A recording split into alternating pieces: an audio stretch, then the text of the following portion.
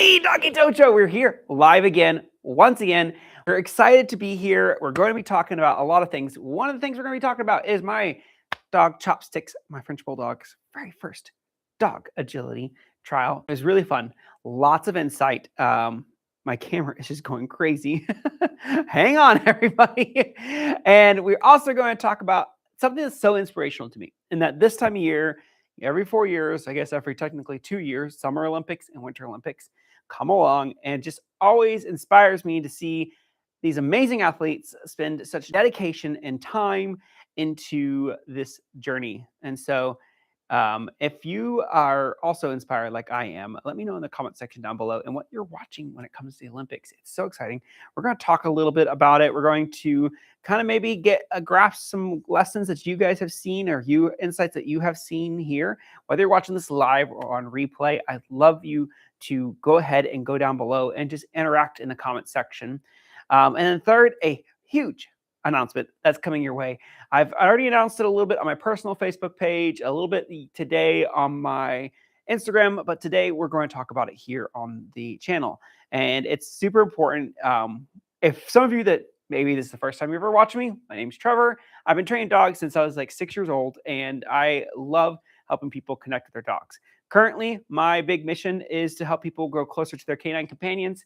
I love dog sports. You'll see every once in a while in my videos the achievements that my dogs have done. But reality is all these ribbons, all these mock bars, all these accolades only mean one thing, is that I have learned a lot of lessons along the way, and I want to impart them to you. So that's something you're interested in. If you love dog sports, you love training your dog, and you want to learn more, this is the place to be. Go ahead and subscribe down below. But we're going to get started. Also, here today, we have a couple guest stars. I'll go ahead and move to them real quickly. This this is Mochi. He's had a big day today of training. We may or may not do some training with him. We'll see. I thought bring some dogs in here. If we catch some people that are here live, we can actually go ahead and talk and do some training together. We also have here as well, I'll see, you can see down there, little Choppy Sticks. She is amazing. Yeah, this is the one we're going to be talking about. We're going to talk about you. And so, yeah, this is what's happening. So, starting off the top, thank you for being here. Chopsticks was Chopsticks was having an amazing show this last weekend. If you aren't familiar with her, she is a French Bulldog that I was graciously given, and I am so thankful for her. She is a rock star of a dog. She is very powerful. She is very tenacious. But there is one thing that we have worked through. We have worked through before in previous French Bulldogs that I have owned, and that is she can be a bit shy. Yeah, she can be a little shy in new environments. Not as much as Sushi was. Sushi used to, when she entered the ring, she would look around and go, nope, and exit. That's putting extreme to it, but it did happen a few times. And then we started to work on obstacle by obstacle, little by little, and getting some full-on sequences eventually. It took me about 6 months of trialing before I could get some full-on sequences. But guess what? Chopsticks is already doing full sequences. Not as fast as I'd like. So we did an adjustment. What we did, one of my instructors, one of my trainers told me to drop the height down to 8 inches. She measures for 12-inch height class, but for confidence reasons, drop it down to 8. For data reasons, though, on Friday, we went ahead and kept her at 12. We had entered in 12. We did 12. And so we wanted to see what she'd do. Yes, she was kind of slow. So we dropped her to 8, and she did super. She did great. And 8 inches is her preferred class, not a regular class. So she did actually get a Q out of that. We're going to try to get her back to regular. So that Q is great. We got a little ribbon with it. You know, I brought it here today. You definitely deserve to get your ribbons shown off, little girl. But we also just learned a lot about confidence building and saw how well she did on the course. So I see some live viewers in here. Feel free to chime in. Let me know you're here. So yeah, that was Chopsticks' run. We learned a lot of things. For her, this is getting vulnerable here. Okay, let me give you a little secret here. I'm learning as well as you. Okay, this stuff that we're teaching here on Doggie Dojo, this is like things I've made mistakes on. And I'm not shy about sharing my mistakes so that you can possibly learn from them and get a little further down the road than when I started off. A little noise down there. So One of the big lessons that I have learned is not to over cue or over requesty with my voice. It tends to be a habit of mine where I'm like, jump, jump, jump, jump, jump, come on, let's go. And it's like a bunch of noise and it doesn't have any meaning or purpose. When I dropped the noise and just told Chopsticks, jump, good job, jump over, and gave her some subtle encouragement throughout there, dropped all the hyperactivity and just gave really solid input to her, she did better. Obviously, some dogs do need that encouragement. Don't get me wrong, but be careful. It's an easy trap to get into when you're just like constantly berating your dog to do something. When you're asking him to do one behavior, this doesn't just apply to dog agility. You're like, sit, sit, sit, sit, sit, sit. The dog's like, okay, do you want me to do like 1 sits or like 10 sits? Like, if you want me to just do 1 sit, let's just do 1 sit. And that's what happens a lot with our dogs. We get a little overhyped up, a little too much energy into our performances, into our commands for the dogs. The dogs get way overwhelmed. You can imagine if someone was like asking you to do something. Let's just put it simple. It's like someone's like, "Hey, can you go to the kitchen and get me a glass of water? Hey, can you give me a glass of water? I need a glass of water. Glass of water. Good job. Get a glass of water. Go on. Come on. Get the glass of water. Go. You'd be like, please just stop. I'm sure some of you are watching right now. Mine just turned off the live stream. We lost like half of you because of my berating towards the camera. That's what happens with our dogs. If we berate them with a bunch of commands, not only do they get overwhelmed, but they learn not to do the command the first time we ask them to do it. So it's real important that we try not to do that. Yes, it's good to repeat and instruct and to reiterate and to support our dogs with the commands when needed, but when it's not needed, it's important to drop it. So that was like one of the big major lessons I took away from this exercise is I need to just calm down my nerves. And I actually enjoyed putting her preferred. She did really good. She was confidently going through after a few runs, and I was given the option to jump her back up to 12. I'm going to probably jump her back up to 12. I'll probably jump her back up to 12 this weekend and see how she does again. Like start off on Friday at 12. Hopefully it works out. If it doesn't, we'll drop her back down to 8. But I was just like, what happens at preferred, knowing that later I'm going to go have to do regular. And this is some little, let's just get a little technical here on trial data with AKC. So you have the regular class for her. She measures into the 12-inch class. When I jump her at preferred at 8-inch class, she can get 3 novice legs and then move into open. But because it's the preferred class, this is to my knowledge from current standards. Don't come hating at me if it's changed recently. But to my knowledge, because it's at the preferred level, it's a preferred novice title going into preferred open title.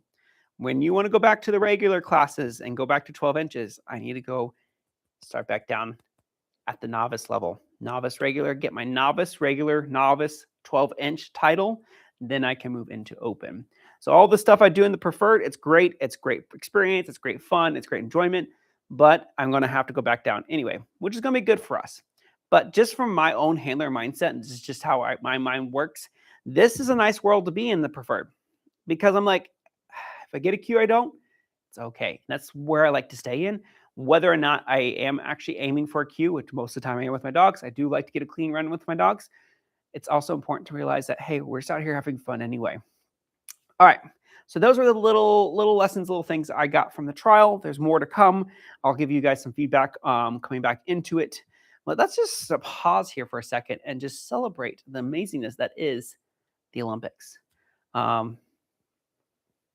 It gets you really thinking. I was talking to some of my students on Wednesday about it yesterday, and we were talking and we were discussing the idea that the fact is that these Olympians spend like 4 years of their lives working and training routines, performances, whatnot, to like get a small window on stage in front of the whole wide world. And here we are in our little dog sports world, stressing about if our dog is going to get a clean run next month, next week, this weekend.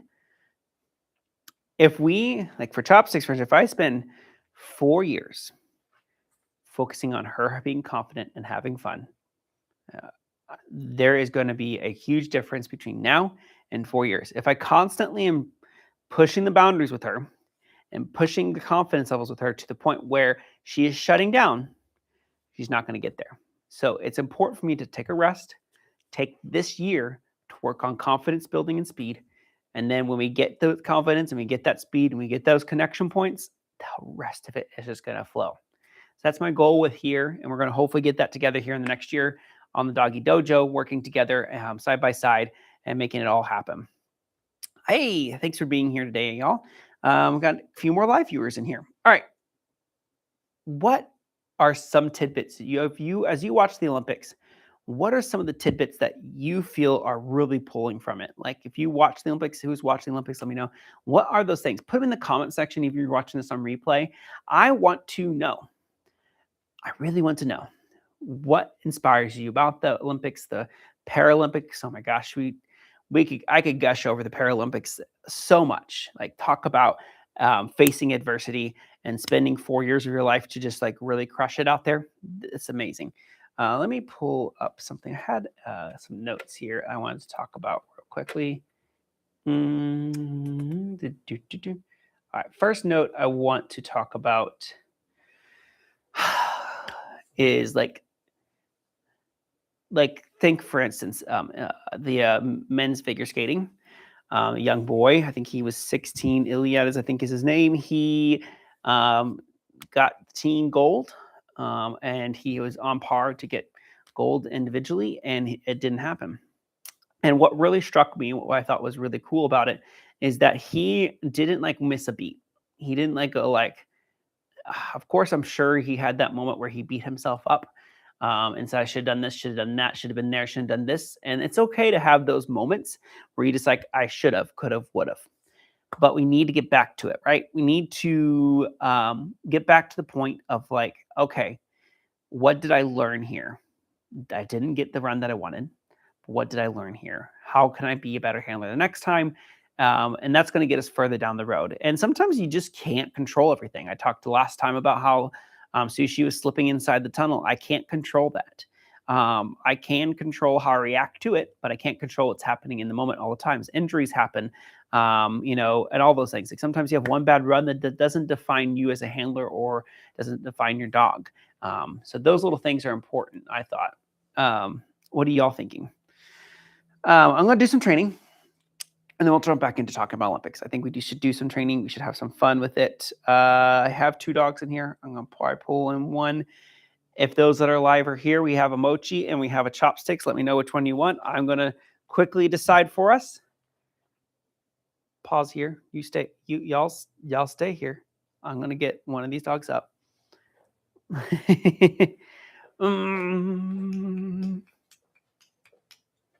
I'm going to do chopsticks if I can, unless someone says mochi right now. We're going to put mochi out for a little bit. We might bring mochi out as well, depending on how the night goes. But I wanted to bring him. He was coming our way. He wanted to come with us. So we might do some training. All right. I want to do something I think would be really cool. I wonder if I can switch camera gears here in just a second. I'm going to put these weed poles away. We've talked about weed poles. We've done weed poles. But I want to do something and talk to you all about something that's real important for confidence building. Or if your dog is super hyper and you need them to calm down. This game is a really essential game that we learned. I need maybe a leash. I think I can get a leash over there. Yeah. That we learned from my friend Jenny Kerwick. She probably learned it from somebody else, but we're going to switch over gears here. All right, we have our little, I like this little camera. Whoa. I got a little controller for it now, so it's easier to manipulate and move around. Okay.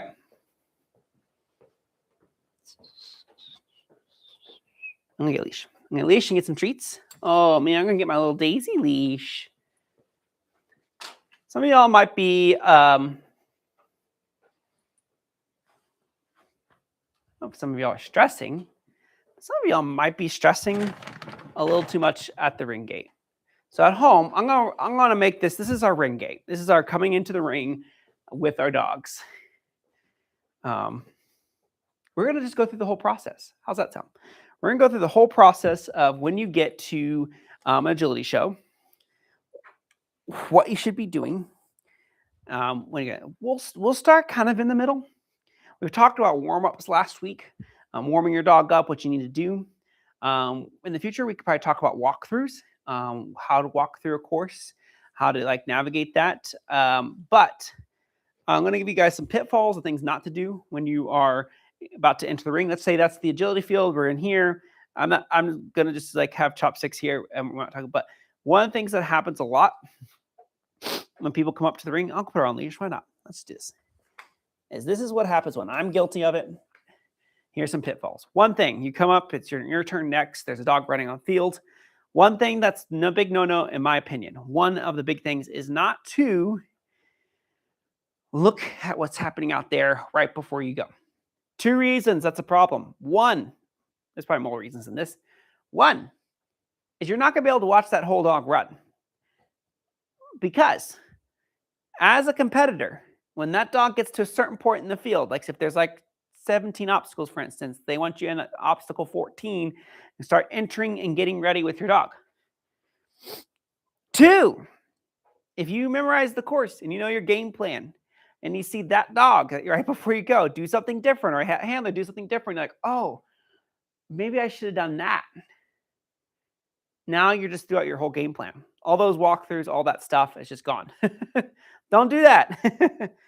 Another thing that happens, if the dog makes a mistake, then you're like, oh, wait, it went off course. What's the real course? Like you start to like forget what the course is about. But here's the big 3. Like I said 2, there's 3. What's happening right now? Well, I'm engaging and looking at the agility field, and I'm focused on what's happening out there. What am I not focusing on right now? Ding, ding, ding, ding, ding, ding. My dog. And so what's going to happen, especially a dog like Chopsticks or a dog that's really excited, like my dog Disney, is they're sitting here spinning their wheels, stressing out, stressing up, stressing down, outside something else, getting disengagement. Now it's your turn. Okay, let's go. That's not a way to start your run with your dog. It's not. So what we need to do, and this is, I'm guilty. I'm telling you, again, I made these mistakes before. I have made this problem. This is my fault. This is my problem that I have bared and weight I've bared. Something that's also happened when I'm sitting here looking at what's happening out there. I'm not seeing what's happening around me. And I've had at nationals, I had a corgi named Morgan. I have a corgi Morgan I run. Very first time I think she went to nationals, the dog next to us, next in line, didn't jump her in a sense of aggressively, but playfully. But Morgan is not the type of dog that likes that. So now she's just stressed out and blown out. And I'm stressed out because that dog was in our space, whatever. I get in the ring and I line up for the first obstacle. I hear the ring, one of the ring people like yelling at me. I was like, oh, no, I got to focus on my run. I lined up at the wrong side of the number 1 jump. Again, mistakes made. Please don't do these. We're going to make this happen. All right. So what should you be doing? Well, you should be engaging your dog.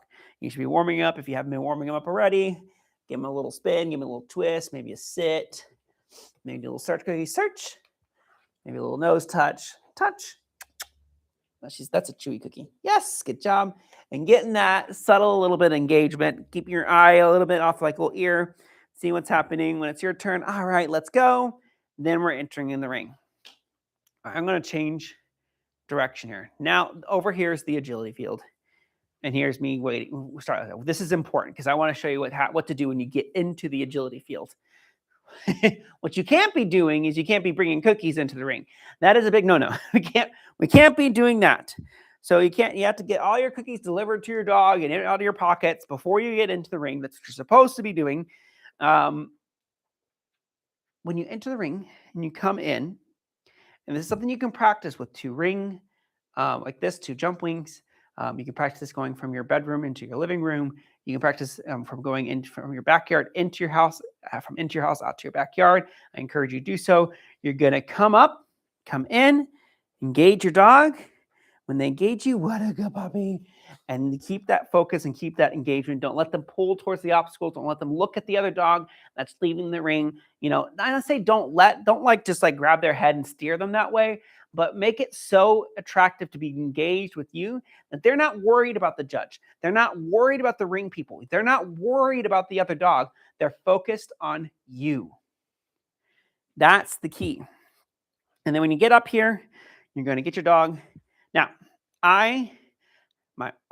Morgan, the corgi, I got myself into a place. She's also had confidence issues too. We worked through those. I got myself into a place where I couldn't keep my dog's engagement unless the leash stayed on. It's a big problem. It's huge. It's gigantic. So what you need to start making sure you can do is you can go, if you can, is get that leash off your dog, take it off, and re-engage. Because that, did you see that? Did you see what subtly happened there? I'll show it again. I took the leash off of Chopsticks. And this could just not necessarily be thrown off, because sometimes you pass your leash to a ring or the leash runner and they pass it on to you. What happens? So the dog's engaging me, the dog's engaged me, dogs disengage me. So if I take the leash off and I throw it behind me right before I take off to run, if I do like a leash off, throw it behind me, go, disengagement again. It's not really good. So it's nice to work on this part right here. Work on your dog being able to engage you, have some fun with you. What a good puppy. You're such a good job. You're so good. I might even do like a little trick, like a shake a paw, stuff like that. Get the dog engaged. We're lining up for the first obstacle. They're ready to go. And then boom, we're off on the races. That is some of the little things that can help you just revolutionize that engagement with your dog. What happens so often is now comes the mistakes. We talked a little bit about the mistakes coming into right before we get into the ring. Here is the mistakes going into the ring. And I talked to my students about this because there's some of my students that struggle with this.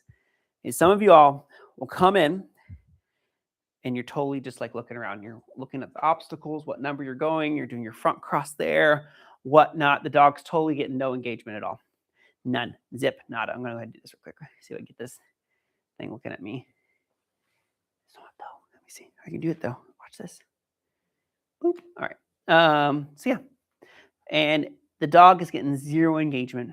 They're looking around, looking at the dogs, looking at the judges, looking at all the stuff. You may even be doing that. I have my students that say oh my goodness, there's a person sitting by the tunnel over there. My dog is going to go say hi to them. Guess what's going to happen? The dog will look to see where you're looking and see that person by the tunnel there and go, ooh, I can't wait to say hi to that one. All this stuff, you have to be engaged. When you get into the ring, you have to be engaged. So the exercise I was telling you about to do is what you're going to do at home when you get home, because you can't do it at the ring agility. You can at home have cookies. So you practice entering in a domain. You're entering from the bedroom into the living room. You're entering from the backyard into the house, outside, in the house, outside. You're going to come through your door, wait and pause, get engagement. Yeah, good puppy. Reset again. And you can use a door if you needed to. If there's a door there, it's totally fine. You're going to, again, come in to this. Yeah, get that engagement. Good job. And exit again. And work on your dog that when you go through a threshold, when you get into a ring area, when you're entering into a space, engage me and get reinforcement. What that could look like down the road is, of course, pet reinforcement, because you can't bring your pets into the ring. If you're doing FEO, you can't have a toy and stuff like that. So that is, in a nutshell. So let me get this over here. Come talk to me. There we go. And I got two cameras looking at me. Anyway, any questions? Any thoughts? Anything y'all are struggling with? I need to know these in the comments. This is stuff that I wish I was told as a handler. This is stuff that I don't see a lot of resources for. Yes, there are some. There are some great trainers out there that are teaching this stuff. Don't get me wrong, but it's not talked about enough. And the mental management is not talked about enough. When you get into that ring, you're not thinking about what could go wrong. You're thinking about what can go right. Repeat that. I'm going to make sure that this comes through clearly. When you enter an agility ring, you're engaging your dog and you're believing in yourself and you're believing in your handling and you're telling your dog. Even I talked to my friend and my student Sue Beckage about that recently. So many times people get up and they start stressing about the first 3 or 4 obstacles, thinking to themselves we're going to go off course here. We're not going to get this weed pull entry. We're not going to do this. We're not going to do that. Whether you believe you can or you believe you can't, you are right. It's not my quote. It's a great quote from somebody else that's very smart. But whether you believe you can or you believe you can't, you are right. So, what we need to do and what we need to understand is that when you get into a ring, you need to believe in yourself, you need to believe in your dog, you need to believe in your handling, because it's better than not. So stay focused, stay in it, have fun. Tell your dog when you get there and say, hey, we can do this. We can do hard things. We can make this happen. It's going to be good. Okay? Because you don't want also self-fulfilling prophecies. You don't want to get into the ring and maybe you make mistakes and you told yourself, well, I knew it. My dog's just not cut out for this. I'm not cut out for this. I can't do this. You go into the ring and you just look for that small goal. What is that small goal? Is it engagement? Is it connection? Is it doing 2 or 3 obstacles, getting in, getting out? What are those little things that can make a big difference between you and your dog's relationship, you and your dog's connection, and you and your dog's progress in this sport? Focus on that. Tell yourself you can do that and do it.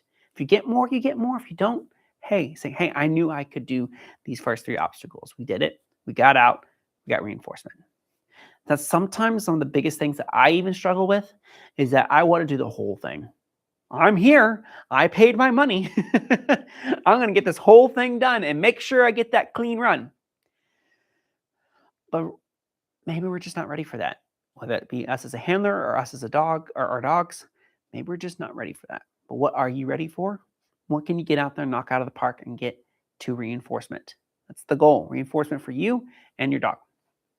So before I move on, before we talk some more, if you have any questions, again, if you're watching this replay, I don't care if you're watching this live or on replay. I'd love to engage you either way. But one of the big things that's happening right now, and I have a few people already in the door, and if you're interested as well, you need to let me know down in the comment section. This sounds something that's brilliant for you. And that is, if you didn't know already, lost this place to the flood. The whole place was washed out. You can check the videos on my YouTube channel. And it was gone. I lost cameras. I lost equipment. I lost a lot. I did not lose my dogs. I did not lose my life. And I did not lose Doggie Dojo. You know why? Because it was more than this place is. And coming back into it, I was actually disheartened and frustrated. I'm trying not to get emotional here.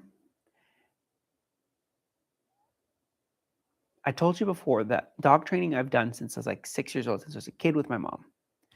And I've seen a lot of good things in dog training. I've seen a lot of beautiful things in dog training. And it means a lot to me.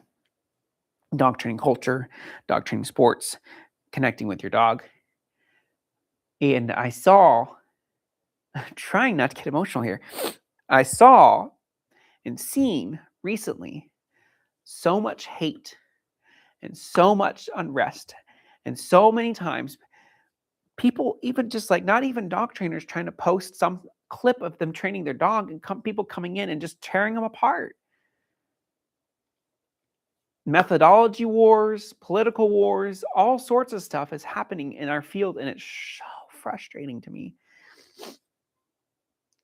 And I don't know why we've gotten to this point, especially as a positive reinforcement trainer, believing in the idea that if you want to change behavior, you reinforce good behavior, but we're not seeing that sometimes. And I've looked at different platforms, I've looked at different things, and I'm not seeing where that space is. And after the flood and everything washing away and seeing how much support and how much love I got moving into this space and getting this back up and running, I had a really gut check. I had a hard time getting into a headspace where I wanted to provide an atmosphere that was conducive to people learning and having fun and connecting with their dogs. And there wasn't a platform out there for that. So I'm working on it. I don't have it's not going to be like a social media platform. It's not going to be anything robust, but I'm making a space. I'm making an area that doesn't just focus in on the dog, but also focuses on the person as well. I'm real excited about it. and it's already getting started. It's the Doggie Dojo Ninjas.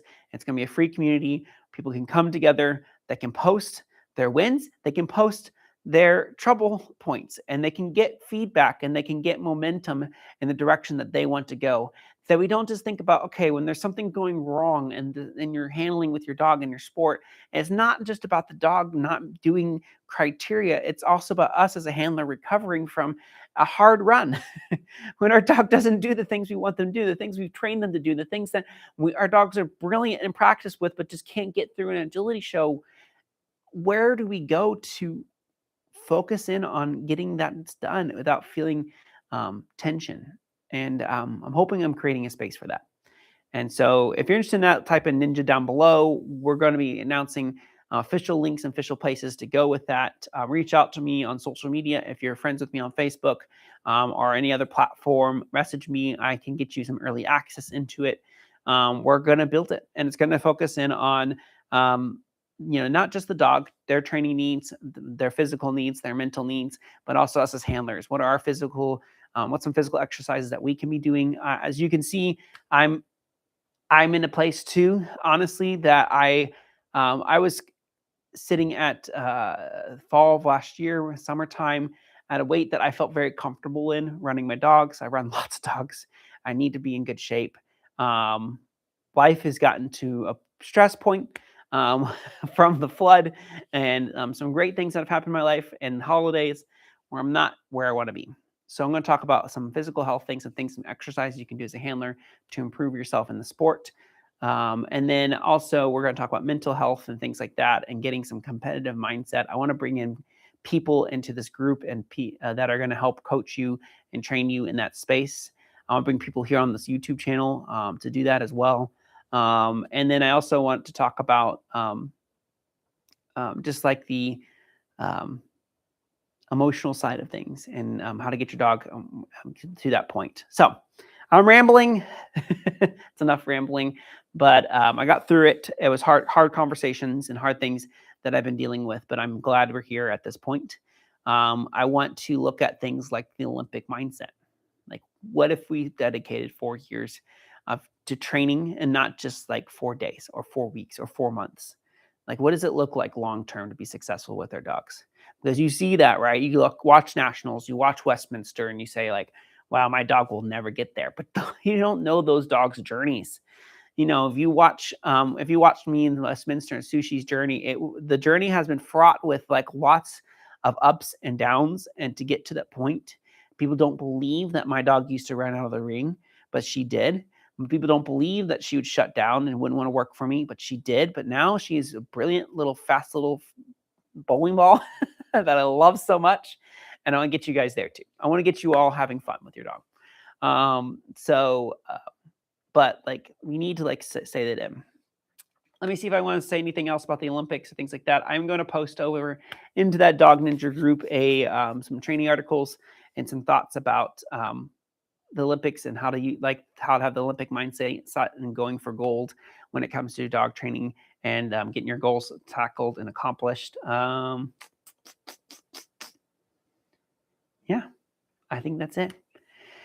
Thanks for joining me here on the Doggie Dojo. I hope you all had a good time. I hope you enjoyed the live stream. We'll be doing these more regularly. I'm going to try to do these on a monthly basis. We have 5 live viewers here. Thank you for being here. Is there any questions you all want me to tackle when it comes to training? Is there things like, how do I walk through a course properly? How do I manage X, Y, and Z in a dog agility? How do I get my dog ready for fitness for dock diving? All that stuff's important, but most important, hey, gone to the snow dogs. Thank you for being here. Are you still here? Because unlike other platforms, I can actually like see who's in my stream. Let me know because I have a question for you. Hey, good. I'm glad you're here. All right. Hey, so you have been around the dog world so much and so many things. I'm trying to think how I want to phrase this question, but one of the challenges I'm facing, I know, did you see my little diatribe? One of the challenges I'm facing is there's so much tough spaces in the dog training world where people are seemingly at each other's throats. And I want to develop a space, a place where people, whether training their dogs to do obedience or for dog sports or things like that, to come together and help each other out. And as I say that, my question to you is, what are some of the things that you find would be helpful? Because you talk to so many people about new dogs, particularly new huskies. And if y'all aren't familiar with the Gone to the Snow Dogs, I hope this comment pops up down below. But please go check them out. They're wonderful people. So, what are some of the things that you find that people struggle with, and finding courage to be vulnerable? Because I think one of the biggest problems that I see is I see people look at everybody else and they see all these perfect runs. I know I see all these perfect runs in the dog agility, or these perfect recalls, these perfect walking on loose leashes and things like that. And they think to themselves like, I just am a failure as a dog owner. I'm a failure as a dog handler. But the reality is you're not, and that you're just going through those little steps and stuff like that. Or if there's any lessons learned on your end with your dogs, like I love to hear that. But maybe also we should just take some time. I'm putting you on the spot right now, and maybe we should have a little Zoom or sit down interview sometime. But you are awesome and you're amazing. And we're thankful for everything you do to help the dog world be a more beautiful and brighter place. I feel like that is something I have seen on your channel a lot, is amongst all the chaos and all the noise, um, you seem to always bring the light. And I appreciate that. And I appreciate you for that. He said, I do think that a safe space where people can understand that we're all on different levels. Yeah, that's what I want to do. I don't know of a place like that. I don't, and I want to build that. And I'm not a coder. I'm not someone that's going to build this gigantic social media platform for dog people, but I am going to build a space for it for now. We're going to start small and we're going to grow it from there. People that want to encourage each other, that want to find inspiration, and see things done from the ground up. That's what I'm creating. That's why I'm actually doing these live streams. Honestly, I want to show people my mistakes, and I want to just be like just raw, real, and like just show people like how it's done without all the gizmos and gadgets and whatnots and the fast cuts and the edits to make myself look completely on high tier level. Because I honestly believe that if everyone that's sitting here watching this should know that I am not going to be that dog trainer for you that's going to tell you that I'm the best dog trainer in the world and you should listen to me. And my advice is the Bible, and that everything I do is perfect, because it is not. And I don't know a lot of dog trainers that are that way. I do know some, but I want you to know that it is a learning experience, and we're all learning, and we all make mistakes. And it's okay to make mistakes, because those mistakes are things of that we call, guess what? Progress. It sounds backwards. It's like, wait, if you don't do something right with your dog, that's progress? Yes. It can be, depending on how you react to it. If you learn from it and you say, well, why did my dog make that mistake? What did I do? Or what did my dog think I did? Or what in the environment distracted or wasn't a good setup for my dog that made that result happen? Then you progress to progress. So yeah. And yes, my life is a bit crazy than the last 2 years. So I'm ready to do new things and to reconnect with people. Perfect timing. It's weird, right? So as you all know, I had that flood, right? And life just kind of took me off track and pulled me back completely from the dog training world. I had a baby boy. I have a daughter already, and a baby boy came in October. And as I'm coming back into the space, it's given me a big reset and a big understanding that, hey, we got to do things differently now. It's what we've been doing isn't conducive to learning, isn't conducive for healthy environments, and that's what I'm hoping to build. So yeah, let's talk. I will message you on Facebook, because I know we are friends on Facebook, and we'll get the party started then, along with everybody else here. So anyone that wants to be a part of that community or connect, just type in Ninja in the comment section. I'll try to reach out to you. If you can, try to reach out to me on other social media platforms where you can direct message me, and we'll work together. I can't wait to see the future here. This isn't some sort of like paid marketing scheme. I know you guys have seen a lot of that. That's not what I'm trying to do here. Come join my free community. And then why don't you join this big online course that will get to answer all your questions. That's not what I'm aiming for here. I'm just trying to make that clear.